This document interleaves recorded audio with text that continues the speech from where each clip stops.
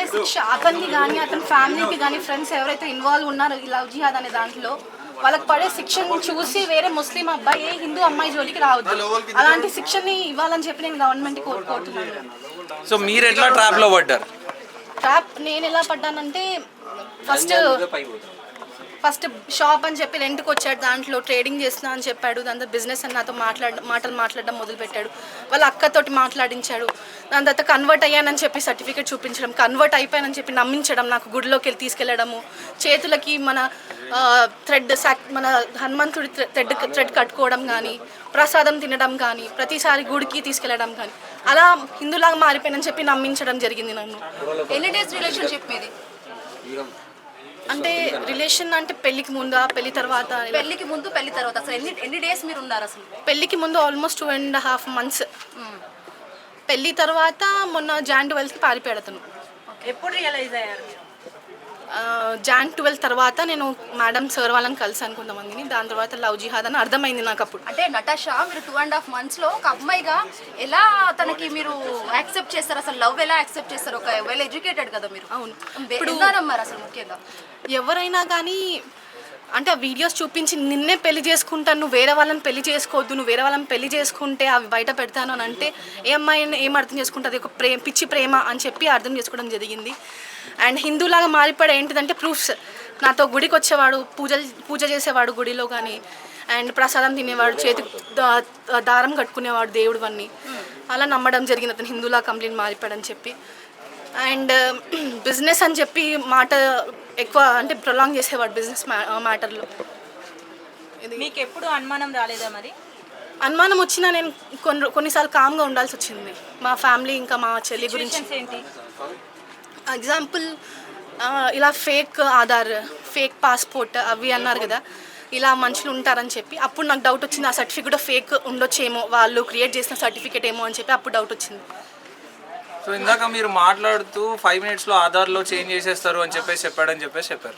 So మరి ఆ certificate మీకు చూపించినప్పుడే మీకు అట్లాంటి డౌట్ రాలేదా? చాలా రోజుల తర్వాత మీరు రియలైజ్ అయిన తర్వాత ఆ సర్టిఫికేట్ మీద ఎందుకు రియాక్ట్ అయ్యారు? లవ్ జిహాద్ అనే వర్డ్ నాకు తెలియదు ఇప్పటి వరకు. అంటే తెలిసిన తర్వాత అర్థమైంది అంత ప్రీ ప్లాన్ అని చెప్పి. సర్టిఫికేట్ చూసారంటే ఏ అబ్బాయి అయినా అంతే అమ్మాయి కోసం మారిపోయాడనే అనుకుంటారు, కానీ అలా రాంగ్ వేలో ఆలోచించడం జరగలేదు సార్. కేవలం మిమ్మల్ని మాత్రమే తను ఎంచుకోవడానికి, అంటే సెట్ ఆఫ్ అమ్మాయిలు అని అన్నారు కదా, ఎంచుకోవడానికి రీజన్స్ ఏమై ఉంటాయి అసలు ఈ దగ్గర? ఎందుకు ఇవన్నీ? అంటే మాకు ఫ్యామిలీ బ్యాక్గ్రౌండ్, అంటే మాకు ఎవరు ఫాదర్ లేరు, నా అన్న కానీ తమ్ముడు కానీ ఎవరు లేరు. మేము ముగ్గురమే, అమ్మ నేను చెల్లి ఉంటాం. ఎవరు సపోర్ట్ లేదు, మామూలు సపోర్ట్ ఎవరు లేరు. మేము ముగ్గురమే సిన్స్ 2.5 years మేము ముగ్గురమే ఉంటున్నాం. సో ఆ రీజన్ వల్లనేమో నేను వాళ్ళకి ప్లస్ పాయింట్ అయిపోయాను. నన్ను ఈజీగా ట్రాప్ చేయడం జరిగింది వాళ్ళు. నేను ఎవరికైనా చెప్తాము అని అనుకున్నా కానీ ఎవరికి చెప్పే స్టేజ్లో లేను నేను, ఇలా అవుతుందని చెప్పి. సో ఇంకా ఎంతమంది ఉన్నారు ఈ ట్రాప్లో, మీకు ఏమైనా ఐడియా ఉందా? నాకు తెలిసినంత వరకు రేణు అనే అమ్మాయి, పల్లవి అనే అమ్మాయి ఇద్దరు ఉన్నారని చెప్పి విన్నాను అప్పుడు నేను. సో వీళ్ళ టార్గెట్ మొత్తం హిందువులేనా లేకపోతే? లేదు, హిందువులే, మొత్తం హిందువులే. అంటే మీరు అబ్బాయిలతో గెట్ టుగెదర్ పార్టీకి వెళ్ళారు అని చెప్పేసి అంటున్నారు కదా, మీరు అప్పుడు అబ్బాయిలు వస్తున్నారు, మీ అతని ఫ్రెండ్స్ వాళ్ళు వస్తున్నారు మా ఇంటికి ప్రతిరోజు వచ్చేవాళ్ళు. మా కింద ఓనర్ అంటే అబ్జెక్షన్ చెప్పినప్పుడు స్వీట్ బాక్స్ తీసుకెళ్ళి ఇవ్వని చెప్పి మా మమ్మీకి స్వీట్ బాక్స్ ఇచ్చాడు. వాళ్ళకి ఏం డౌట్ రావద్దు.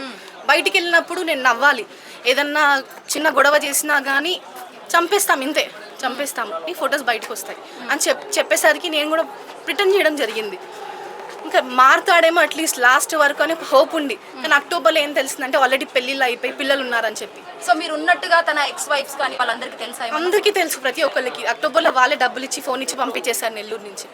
అంటే వాళ్ళు మీకు సపోర్ట్ ఉన్నారా లేకపోతే ఎవరు సపోర్ట్గా మాట్లాడారా వాళ్ళతో? ఎప్పుడైనా మాట్లాడితే వాళ్ళ అమ్మకి తెలుసు, ఆల్రెడీ మా ఇంటికి వచ్చింది, వాళ్ళ అక్కకి తెలుసు. వాళ్ళ వైఫ్ ఏమంటుందంటే నాకు తెలిసింది కానీ తర్వాత రీసెంట్ పెళ్ళి అయిపోయిందని తెలిసిందని అంటుంది. వాళ్ళు ఉండడానికి రెడీగా ఉన్నారంటే వాళ్ళ దాంట్లో ఏంటంటే 7 to 8 wives కామన్ అంటే వాళ్ళకి. సో వాళ్ళకి ఏం అబ్జెక్షన్ లేదు అని చెప్పడం జరిగింది. సో ఈ ఇన్సిడెంట్ మొత్తంలో మీ ప్రాణభయంతో వాళ్ళు ఏమైనా చేస్తారు అని చెప్పేసి వాళ్ళు ఏం చేసినా మీరు సైలెంట్గా ఉండడం జరిగిందా? అదొక రీజన్ సార్, అది ఒక రీజన్. చాలా రీజన్స్ ఉన్నాయి కానీ అదొక మెయిన్ రీజన్. ఎందుకంటే నాకు ఎవరు లేరు వెనుక ముందు. మా ఫ్యామిలీ, మా మమ్మీ, నా చెల్లి, నా ప్రపంచం. వాళ్ళ కోసం నేను ఏమైనా చేయడానికి సిద్ధంగా ఉంటాను ప్రతిసారి.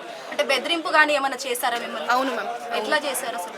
అంటే రీసెంట్గా నవంబర్లో ఒక మెయిల్ వచ్చింది. అతను హైదరాబాద్లో ఉన్నప్పుడు, అతను మీ దగ్గర ఉన్నాడని తెలుసు, అతను తీసుకురాకపోతే మీకు నరకం చూపిస్తాను ఐ షో యూ హెల్ అని చెప్పి మీ బ్యాక్గ్రౌండ్ మొత్తం నాకు తెలుసు, ఎక్కడ ఏం చేయాలో అది చేస్తాను అని చెప్పి మెయిల్ పంపించడము, ఫోన్లలో తిట్టడము, ఫోన్లలో బెదిరించడము, ఇలా చాలా జరిగాయి. అంటే డ్రగ్స్ లాంటివి ఏమైనా తీసుకున్నారు? ఇచ్చారు అని అనుకుంటున్నాను మేము. ఇచ్చారు అంటే మీరు చెకప్ ఏం చేయించుకోలేదు హాస్పిటల్కి వెళ్ళి? నేను రీసెంట్ మార్చ్ మంత్లో మొన్న మార్చ్లో మెడికల్ టెస్ట్ అయ్యింది. ఏమొచ్చింది అందులో? తెలియదు మ్యామ్ నాకు ఏమొచ్చింది. సో ఫైనల్ గా మీరు ఎటువంటి న్యాయం కోరుకుంటున్నారు? అప్కమింగ్ జనరేషన్ కి మీ ఇన్సిడెంట్ ద్వారా ఎటువంటి మెసేజ్ ఇవ్వదలుచుకున్నారు? అంటే ముస్లిమ్స్ ఎప్పటికైనా ముస్లిమ్సే, ఇస్లాం వాళ్ళకి మెయిన్ ప్రయారిటీ. నాకు వాళ్ళు చెప్పింది ఏంటంటే Quran is the only book which did not change in start అని చెప్పి, అంటే స్టార్టింగ్ నుంచి ఖురాన్ మారలేదు, మిగతా అన్ని మీరు రాసుకున్నారు, మీరు అంటే ఐడిల్స్ అంటే మన విగ్రహాలు ఏంటి రాయిలు అంటారు వాళ్ళు, రాయిలకు పూజ చేస్తారు, దేవుడు ఎక్కడ ఉన్నాడు, మా దేవుడు ఖురాన్ పైనుంచి పంపించాడు, ఇలా చెప్పడము. బీఫ్ తినిపివ్వగానే వాళ్ళ దాంట్లో కన్వర్ట్ అయిపోతామంట మనము. అండ్ ఒక హిందూ అమ్మాయి మెయిన్ వాళ్ళది ఏంటిదంటే ప్లాన్ అండ్ వాళ్ళ థింకింగ్ ఏంటిదంటే హిందూ అమ్మాయిని ముస్లింలా కన్వర్ట్ చేస్తే వాళ్ళకి డైరెక్ట్ స్వర్గానికి వే ఉంటుందని చెప్పి వాళ్ళు ఇలా చేస్తున్నారంట. వాళ్ళ అమ్మ వచ్చిన రోజు ఇది కింద ఉన్నారంటే అదే చెప్పింది, వాళ్ళ అమ్మ కూడా అదే చెప్పింది, అదే డిస్కస్ చేసుకున్నారు వాళ్ళు. అంటే హిందూని ఇలా ముస్లింలోకి ప్లాన్ అంటే మనం మార్చుకుంటే మనకు డైరెక్ట్ వాళ్ళ ఫ్యామిలీకి వాళ్ళ ముస్లిం ఫ్యామిలీకి కానీ ఆ అబ్బాయికి కానీ డైరెక్ట్ స్వర్గానికి దారి ఉంటుంది అని చెప్పి చెప్పడం జరిగింది. అంటే మీడియా ముఖంగా మీ అమ్మగారికి మీరేమన్నా గిల్ట్ ఫీల్ ఏమైనా చెప్పాలనుకుంటున్నారా? అంటే చెప్పాలని అనుకుంటున్నాను. Don't get emotional please control. వాళ్ళిద్దరే ఉన్నారు, ఇంకెవరు లేరు.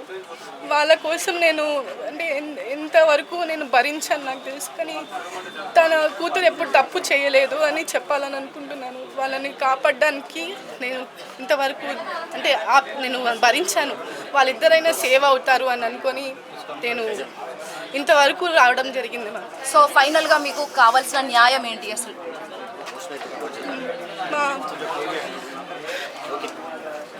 చెప్పండి. వాళ్ళకి పడే శిక్షను చూసి ఏ ముస్లిం అబ్బాయి ఇంకా ఏ హిందూ అమ్మాయి జోలికి రావద్దు, అలాంటి శిక్షణ ఇవ్వాలని చెప్పి గవర్నమెంట్ని కోరుకుంటున్నాను. Right, thank you.